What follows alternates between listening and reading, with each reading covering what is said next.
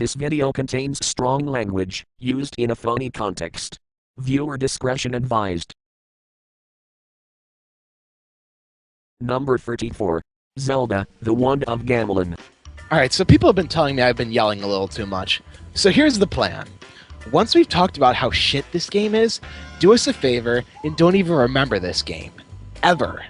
The gameplay is almost as deep and engaging as flipping options on a DVD menu.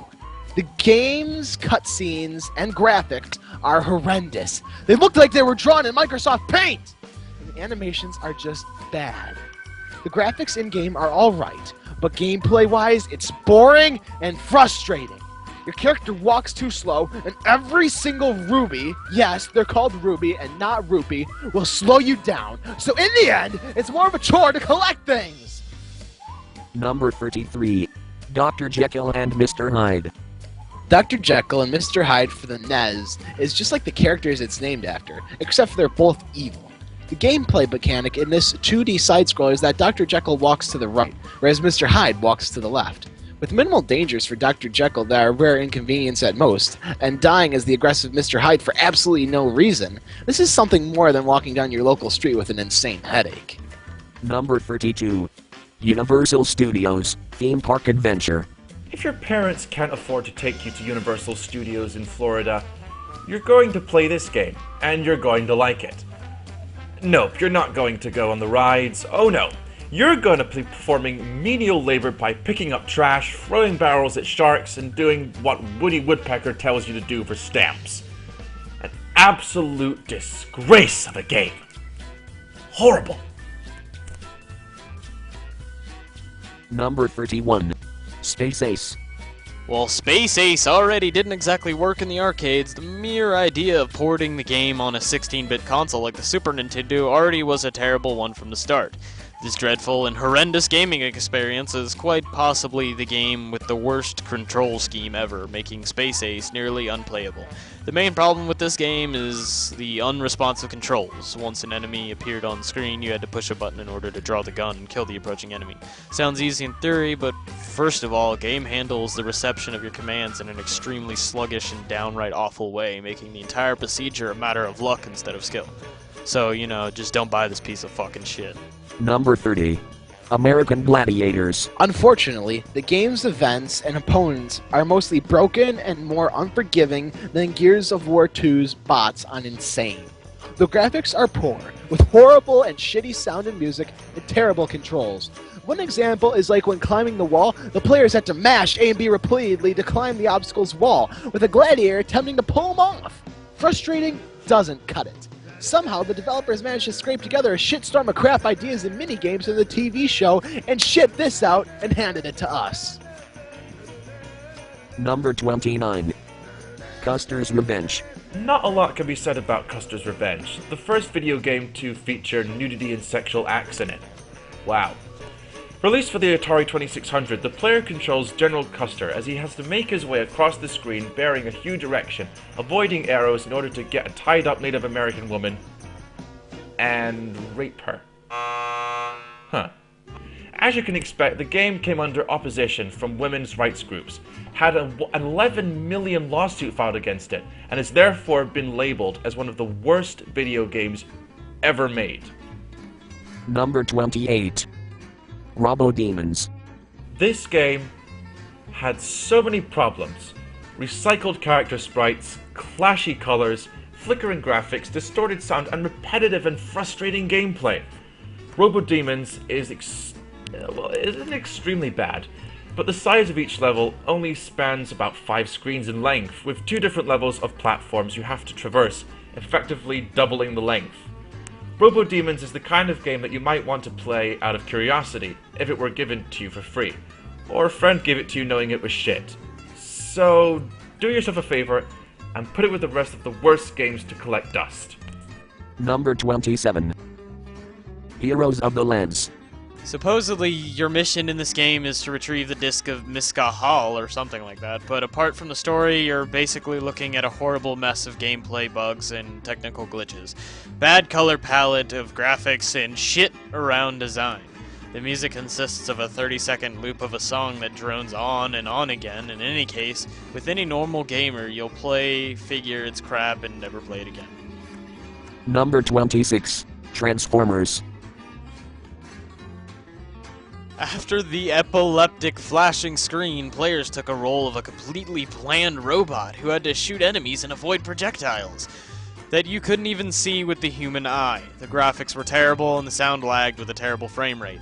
You also had to collect letters that spelled out Rodimus and then beat the game to play as Rodimus Prime. Oh, if you beat the game with them, then you got congratulations and your high score.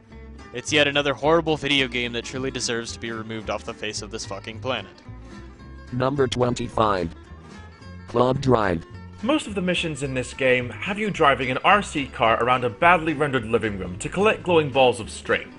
Sounds like a good idea on paper, but when you realize you can actually drive directly through the chair legs and walls! And so it sort of loses its charm. Running into objects shows off the game's ridiculous physics. It's hard to say whether it's a glimpse into the future of driving or just someone being an idiot. Number 24. Extreme Bull Rider. The bull riding half of Extreme Bull Rider is pretty simple, if a bit stupid. You basically wiggle your mouse until you fall off the bull or for a full 8-second ride, whichever comes first. Even though you have an entire arena area to ride in, the bull only stays within a few feet of the opening gate. The bull riding segment isn't anything to look at either. The best way to fight the bull is to pick up violins and colourful balls while avoiding cow pies and a terribly animated bull. Extreme Bull Rider has very little, if any, redeeming qualities, and is simply not worth wasting your time or any words on it at all. Number 23. Karate. Karate for the Atari 2600 was a nearly unplayable fighting game with extremely unresponsive controls and almost no chance to win. There's only so much you can do with a digital joystick and one button. Some even considered it the worst Atari 2600 game ever, as it led to broken joysticks because the product wasn't made properly. Number 22. Captain Planet. This game is absolutely no fun. Video games are supposed to be fun, and in a good way to pass the time. But this game is so stupid and annoying that's not even worth the time to play it. The controls suck, and without an instruction manual, you got no idea what the hell you're doing. Some of the abilities seem to have absolutely no use either, and are just there because they were in the show, and the sound in the game is downright horrible. All we're treated to is the standard beeps and boops and the occasional hum. Captain Planet is just what you would expect from a game based on a children's cartoon about pollution. It does nothing more than pollute our planet with horrible video games that shouldn't even exist. Number 21. Barbie. Barbie, are you fucking kidding me? Dude, no. Tats, you can read this. Well, this is probably one of the worst games ever created. One of the main purposes of this game existing is, we can only assume to tell your kids never take drugs, or else you may find yourself in the worlds like this game. The controls are clunky, the graphics are terrible, and the music is excruciating. The game doesn't even offer a decent story, it's just a weird messed up dreams that Barbie decided to have after eating too much cheese one night. This game isn't even worth a rental, just avoid it. Number 20. Extreme Paint Brawl. The game employed outdated build engine graphics and had a non-existent AI with computer-controlled teammates who mindlessly ran straight forward at the beginning of the match only to be stopped by an object in their path. And enemies would also have seemingly perfect aim, with nearly every shot fired in the player's direction scoring a hit.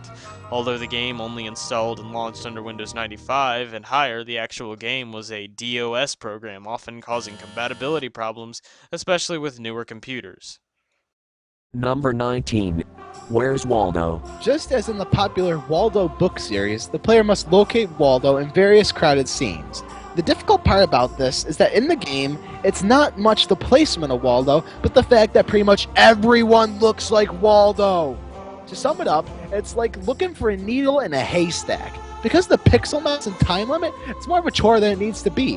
One level has you trying to find Waldo in a cave, which is a black screen which highlights where Waldo is briefly, meaning that you basically just gotta guess where Waldo might be? Where's Waldo, you may ask? The answer? No one really gives a shit. Number 18. Pac-Man. No, we're not talking of the original arcade version here. No, this is the worst version for the Atari. It's still the same gameplay as the original, but it just doesn't work.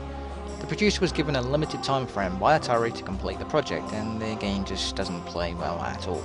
The gameplay and audio-visual are completely different from the arcade version, and gamers return the game in large quantities, not surprising. Number 17. Night Trap.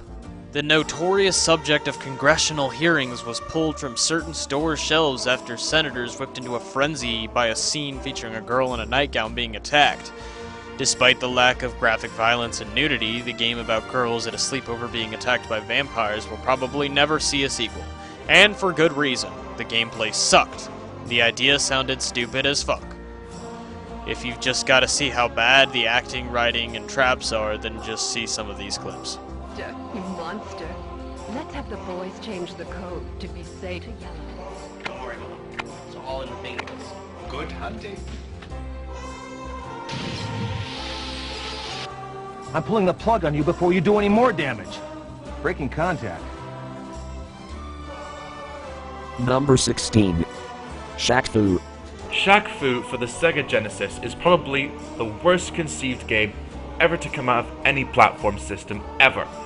You play as Shaq somehow in Tokyo, where you are discovered by some Zen karate master who says that you have to come from a distant planet to save the world. After you endure the blatantly uninspired storyline, you have to endure the worst two-player fighting game of all time. The controlling in this game is incomprehensible. The best thing you can do is just hammer the buttons of your controller with your hands and watch the screen. With a name like Shaq Fu, you had to know this game was going to be bad, but you were not sure for how bad it was going to be until you actually played it yourself. Number 15. Superman 64. With some of the worst controls ever for a video game, you press a button to do something and it either doesn't respond or it does something completely different. Superman 64 is just bad, very bad in fact. With purple sky and the city of Metropolis looking like a complete flat wasteland with no one around, the animation is slow and the character you control bears no resemblance to Superman whatsoever. It's notorious for negative reception and is considered one of the worst games of all time. This game was largely criticized for being repetitive, difficult, and confusing. This game was one of the most atrocious creations in gaming history. Seriously, avoid this piece of shit. Number 14. Color A Dinosaur. Color a Dinosaur is an example of a game unlikely to have much appeal for anyone above the ages of 3 to 6 years old. All it has is 16 static pictures of dinosaurs which can be colored with up to 3 colors. Holy shit! There's not even a save feature. This game is a waste of time and money. Number 13. Conan. This game doesn't share anything in common with other Conan titles. In this game, all Conan does is jump around and kill the same 2 or 3 bad guys over and over again. The point of this game seems to be escaping whatever level you're placed in. This game can be summed up in 2 words. Utterly soulless. The graphics are pathetic, the sound is dull, and the gameplay is completely repetitive. Just avoid it. Really, please, just avoid it. Number 12. Back to the Future. Plot of the game doesn't really follow the movie that well, and in fact, calling this game Back to the Future is an insult to the movie itself. From the looks of it, LJN made a random-ass game and slapped Back to the Future on it. The graphics are terribly bad, as the main character Marty doesn't even have the slightest resemblance to him at all. Most of the time, it's extremely difficult to see where you're supposed to go, and in the end, you treat everything you see as a hazard. And for some reason, the developers didn't make anything that you do in the game follow the movie. In the first level, the screen scrolls on its own and you have to collect clocks so that your family doesn't disappear. The annoying part is the timer. It goes super fast and barely gives you enough time to beat it. And once you beat it, you get a frustratingly difficult root beer tapper style minigame that gets even more difficult when you play. Failure to beat the level results in a trip back to the previous level. What do you fucking do? Number 11. Dragster. Dragster is a blocky, garish, and can be beaten in mere seconds. Dragster is one of those shortest games ever created by Activision and isn't worth the asking price. Your goal in Dragster is to get your car across the finish line before your opponent. Using a joystick, you must rev, clutch, and shift your way to victory, but if you rev too much, your engine will blow up, and you'll be out of the race. Number 10. E.T. No matter how you rate it, E.T. was a misforgotten product that deserved to be buried. The point of the game is to find pieces of your ship in order to get home, but the pieces are found in what only can be described as pits that E.T. falls into periodically. It's been rumoured that there are 5 levels of almost identical gameplay. This game single-handedly destroyed Atari and its legacy. They produced so many cartridges of this game that they were never sold, and they actually had to buy land in New Mexico and create an E.T. landfill in the desert. The game is commonly recited as one of the main causes of the video game crash of 1983. Number 9. Cheetah Man 2. This game was programmed into cartridges while still unfinished and contains the same clunky movements and sounds from Action 52. The inability to crouch or shoot while jumping, and a game-breaking glitch which makes level 4 unbeatable and makes it to the list for the sole reason. Oh, and if you use a Game Genie or hacked ROM to skip the last 2 levels, there's no ending programmed. Number 8. Bubsy 3D. A game infamously known for being the worst 3D platformer of 1996. A game that was so bad, it just slaughtered the entire Bubsy franchise. Almost everything in Bubsy 3D is rendered in flat, shaded polygons, with a few uninspired textures peppered in between.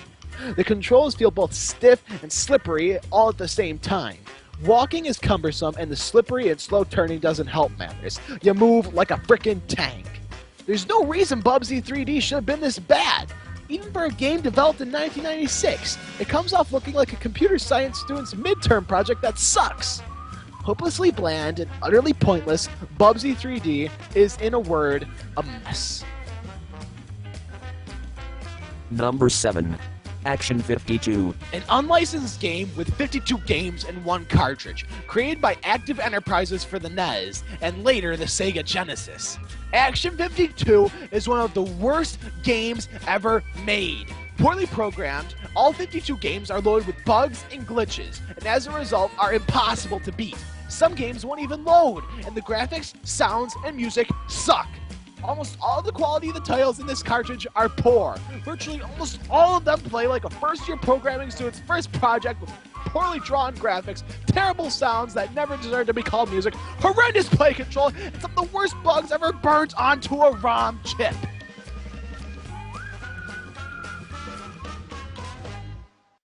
Number 6.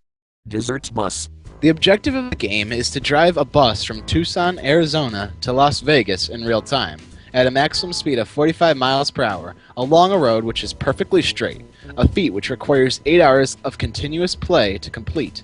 There are no passengers, no pause button, no traffic, and little scenery. The problem is that the bus veers very slightly to the right, meaning that it cannot be left to drive by itself, and if you leave the road, you'll be towed back to Tucson. In real time. Number 5. Big Rigs Over the World Racing. The first idea of this game ever being a racing game is sketchy at best. When the contest begins, your opponents don't really put much effort into being there at all. That's because the creators forgot to give them any line of functions, and they drive straight through the entire race, or sometimes they aren't even programmed to race at all. There's nothing to avoid during the race. Don't get me wrong, there are buildings and bridges and other obstacles, but unlike in other racing games, in Big Rigs you can drive straight through them without even slowing down. The programmers have not even programmed collision detection into the game, or any of the obstacles. No matter what happens in each race, whether you're winning or losing, the words "You're winner" in horrifying English sticks up on the screen. The list of negatives go on forever. Furthermore, you can literally drive off the level by heading into the mountains. Knowing how bad this game actually was, I'm sure there's many of you out there that's never heard of this game before, and are now frantically searching the internet just trying to find out this game for themselves. Number 4. Crazy Bus. Okay, what the hell was up with that music just now? Well, yep, that was the game's title music. Also, the game itself is a simulator, and truly one of the worst simulators out there. You drive a bus to the right and honk your horn. That's it. No kidding. The graphics look like they were drawn in a Microsoft Paint or something.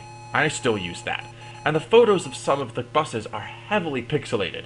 It seems the music only exists at the title screen and nowhere else. However, rumors are flying around that a sequel was released called Crazy Bus 2, which is even worse.